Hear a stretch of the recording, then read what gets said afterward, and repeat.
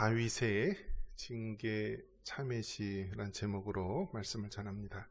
한번 같이 따라해 볼까요? 다윗의 징계 참회시.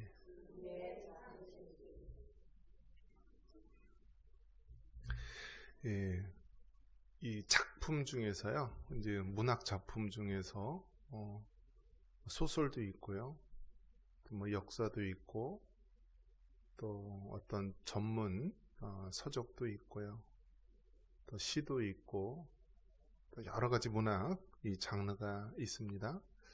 그 중에서 가장 이 적은 단어, 가장 짧은 말로 그 깊은 내면을 응축하고 담고 있는 것이 시입니다. 시. 그래서 이 성경에도 보면은 여러 가지 문학 장르가 다 나와 있습니다. 우리가 잘 아는 대로 이제 창세기, 출애굽기, 레위기, 민수기는 모세에 의해서 기록되었다라고 해서 모세 오경. 어떤 면에서 보면은 이제 역사서라고 말을 할 수가 있고요. 또 그 욥기, 시편, 뭐 잠언, 뭐 이러한 것들은 우리가 이제 시가서, 이제 시라고도 하고요. 또 선지자들이 쓴 기록을 우리가 선지서 혹은 예언서라고 합니다. 그래서 뭐 이사야, 예레미야, 뭐 예레미야가 뭐 다니엘 이런 부분들은 이제 선지서. 그 중에 이제 분량이 많다라고 해서 대선지서. 그 다음에 이제 호세아서부터 말라기까지 12권을 우리는 내용이 분량이 작은 그런 선지서를 소선지서 혹은 소예언서라고 합니다. 신약도 마찬가지 예수님의 일대기에서 기록한 것이 복음서입니다. 복음서. 그래서 누가 기록했느냐? 그래서 마태가 기록한 복음서가 마태, 마가, 누가, 요한복음, 이렇게 복음서, 예수님의 탄생서부터 십자가의 죽으심, 부활, 승천을 다룬 것이 복음서다. 그리고 이제 역사서가 이제 나오죠. 이제 신약 같은 경우는 사도행전 같은 경우가 역사서고요. 또 서신, 편지 형식으로 쓰여진 것이 서신인데 바울이 쓴 것이 바울서신, 또 바울 위에 다른 사람이 쓴 서신이 이제 일반 서신, 공동 서신이라고 합니다. 그리고 이제 신약에 쓴 유일하게 예언서, 선지서가 요한이 기록한 요한 계시록이 있습니다.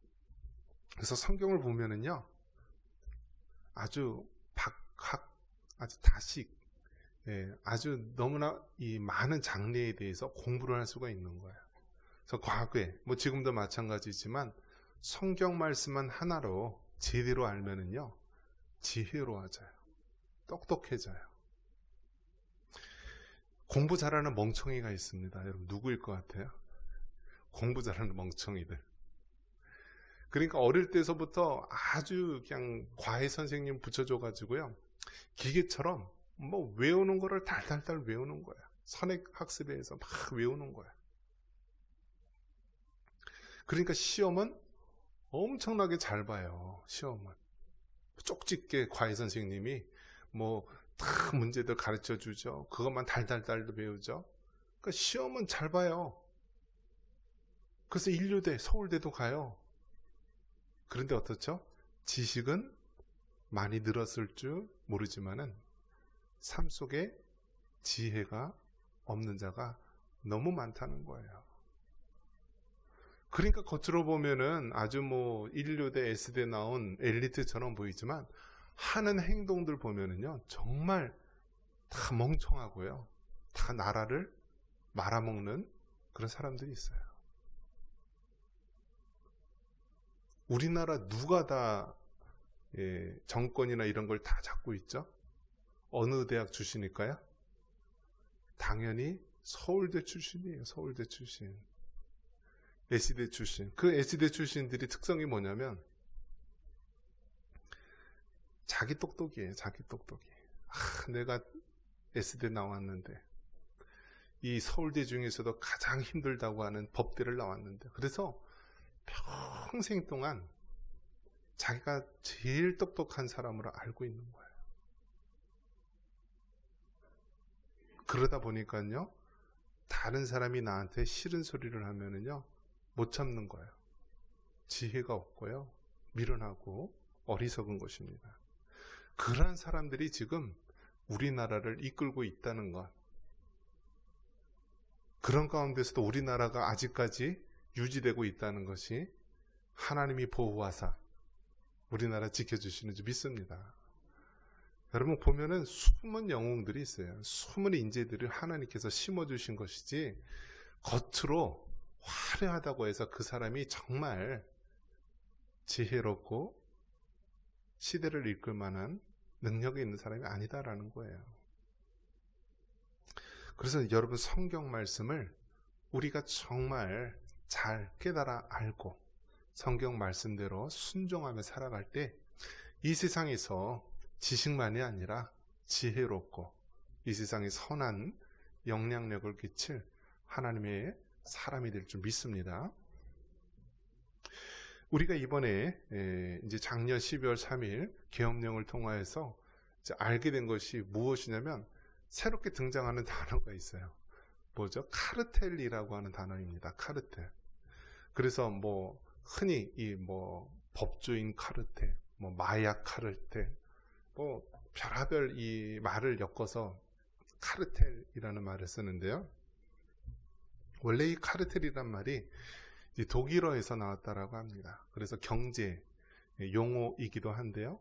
그러니까 동종업계에 있는 기업들이요 서로 연합을 해가지고 뭐 제품의 어떤 뭐 가격이나 어떤 뭐 경쟁이나 모든 것들에 대해서 그 룰을 정해가지고 자기네들끼리 좀 협력하는 그런 경제적인 용어로서 그런 자기네들끼리의 동종업계 공동체 그런 식으로 이제 처음 말이 사용되었다라고 합니다. 그런데 지금은 어떻죠? 마약 카르텔 뭐 이런 것처럼 뒤에 그러니까 겉으로 드러나지 않은 그런 숨은 검은 그림자 같은 그런 암흑의 세력들 그런 것들이 가리킬 때 우리가 카르텔이라고 이야기를 하죠. 그래서 몰랐죠. 우리나라가 어떻게 됐는지 몰랐는데요. 땅 하고 이제 그 계엄 이후에 모든 것들이 이제 백일화에 드러나게 됩니다. 그래서 과거에 386 세대, 386 세대가 이제 지금은 이제 586 세대가 되었는데요.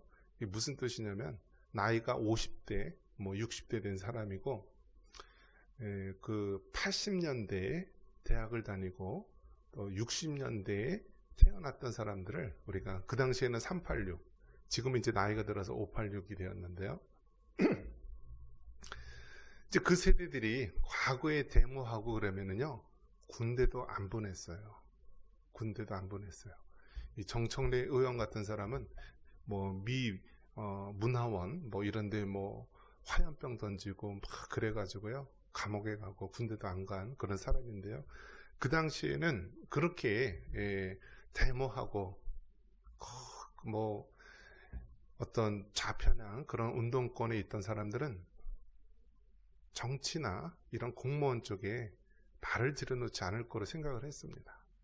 근데 어떻게 되었나요? 그 이후에 김대중 대통령 때서부터 다 그런 386대 운동권 했던 사람들을 다 정치에 끌어들입니다. 그러면서 이제 우리나라가 이제 국회의원들 중에서 민주당에 보니까 한 그렇게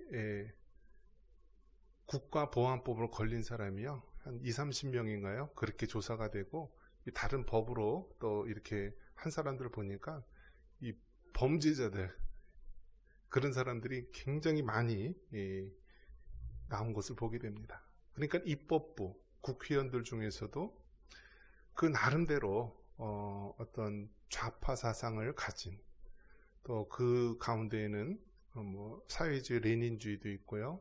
김일성 주사파도 있고요. 그런 사람들이 입법부에도 있었는데 이번에 알게 된 것이 보면은 사법부에도 그렇게 많이 있다라는 것입니다. 사법부, 즉 법을 판단하는 판사 쪽에도 있고요. 또 그 사람들이 경찰서 속에도 있고 검사들 사이에도 있고요. 또 안기부라든지 어떤 국가정보기관에도 있고 여러 군데 있다라는 것입니다. 그러니까 그 사람들은요 서로 카르텔을 이루어서 자기네 이권에 의해서 움직인다라는 거예요. 그래서 정권이 바뀔 때마다 자기 사람들을 다 끼워 넣는 거예요. 자기 사람들을.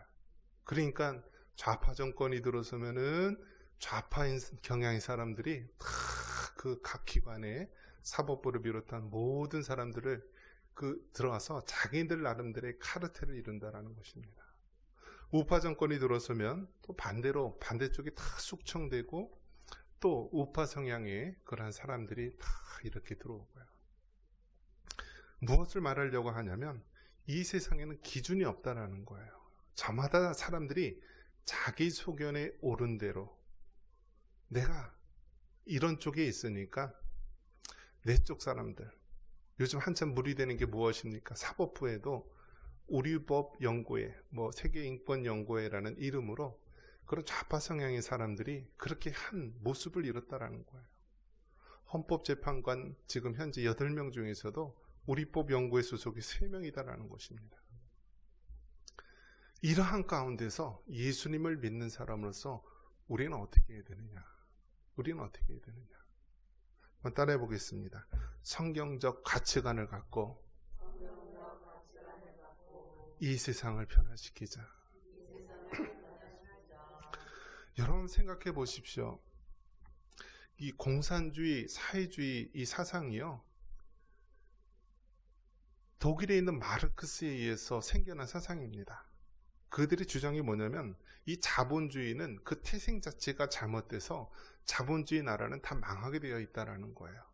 그래서 노동자들, 이 프롤레타리아 혁명을 일으켜서 모두가 평등한 사회를 만들자.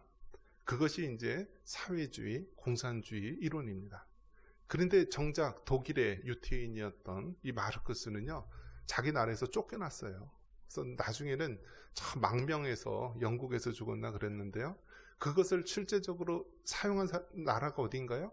러시아예요, 러시아. 러시아가 혁명을 일으켜가지고요, 독일에서 만든, 마르크스가 만든 그 혁명을 러시아에서 그거를 혁명을 일으킵니다.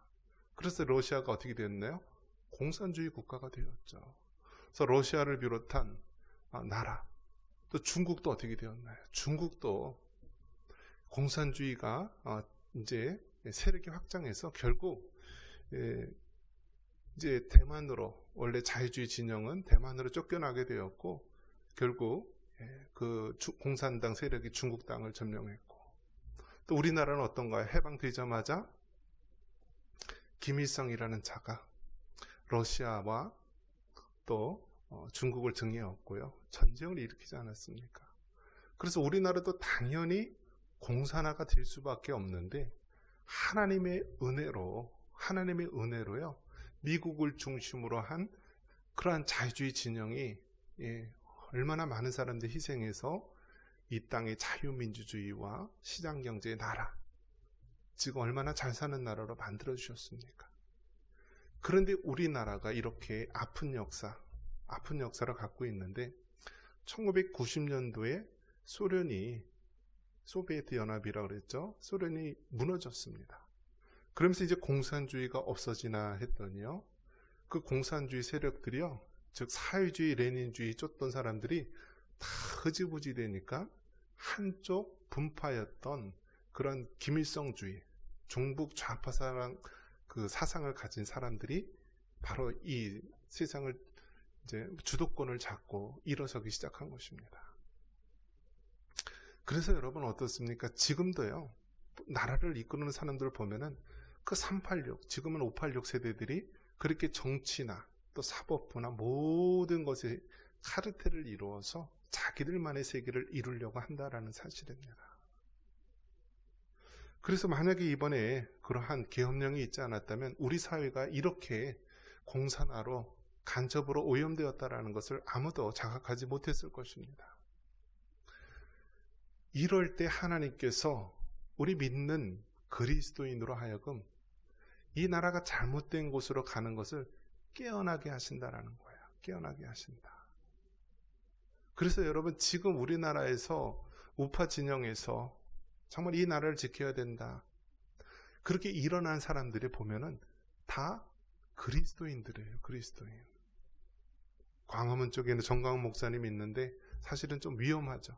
뭐 자기 신을 어떤 뭐 사도라고 하면서 선지자라고 하면서 좀 위험한 경계선에 왔다 갔다 하는 사람이라서 마음에 들지는 않지만 어쨌든 그렇게 광화문 진영에서 그렇게 있는 사람이 있고요. 이제 교회나 기독교 쪽에서는요, 이제 여의도 쪽에서 모이는 그런 손현보 목사님이나 이런 사람 중심으로 세이브 코리아 기독교인들이 이제 모이고 있습니다. 그런데 참 특이한 게 뭐냐면요, 이번에 아주 크게 각성이 돼서 일어난 것이 무엇이냐면 전한길이라고 하는 그러한 한국사 가르치는 그 아주 일타 강사, 그분이 아주 큰 영향력을 끼쳐서요, 이 보수 쪽 우파 진영에 큰 역할을 감당하고 있습니다. 그 사람이 여러분 누군지 아세요? 교회 집사님이에요. 교회 집사님.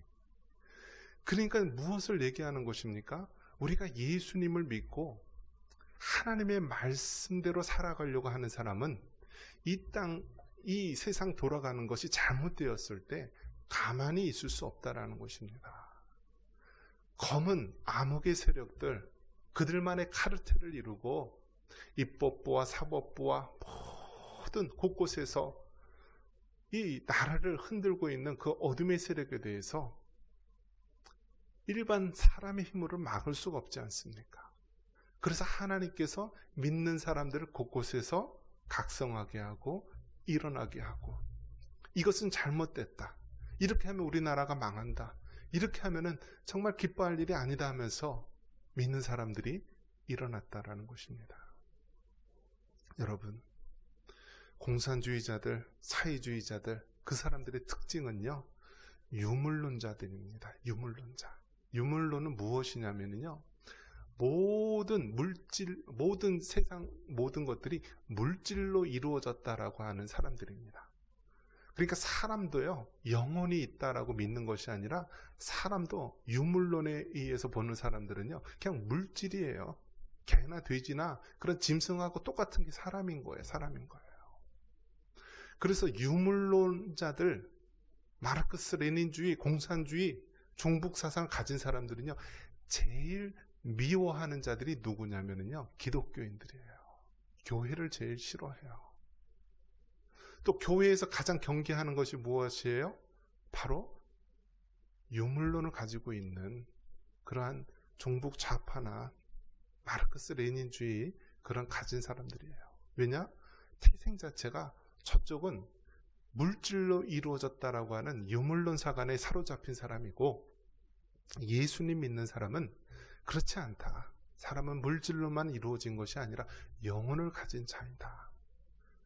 그래서 오늘날 이 보수의 기초가 되는 것이요, 이 성경적인 가치관이 그 안에 내재되어 있다라는 사실입니다.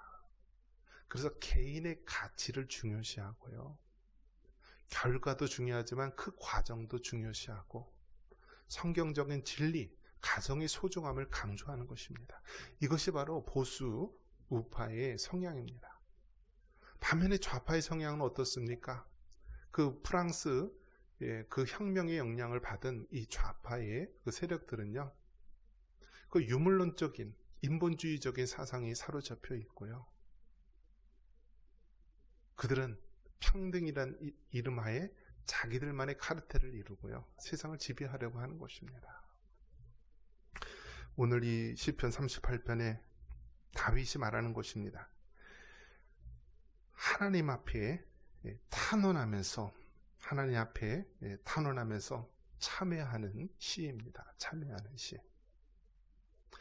다윗이 하나님 앞에 죄를 품고 있었을 때 그 죄악이 얼마나 자신을 누르는지, 내 상처가 썩어서 악취가 납니다, 내가 우매한 까닭입냐라면서 4절과 5절에 죄를 회개하지 않았을 때 자신이 가지고 있는 그 억눌림에 대해서 이야기를 하고 있습니다. 그러면서 18절에 보니까 내 죄악을 아뢰고 내 죄를 슬퍼함이니이다 하면서 하나님 앞에 회개하고 자복하고 돌아왔을 때 그를 누르고 있는 모든 어둠이 사라지고 하나님께서 그를 정말 자유롭게, 또 주님 안에서 참된 그런 평안을 누릴 수 있도록 하는 것입니다.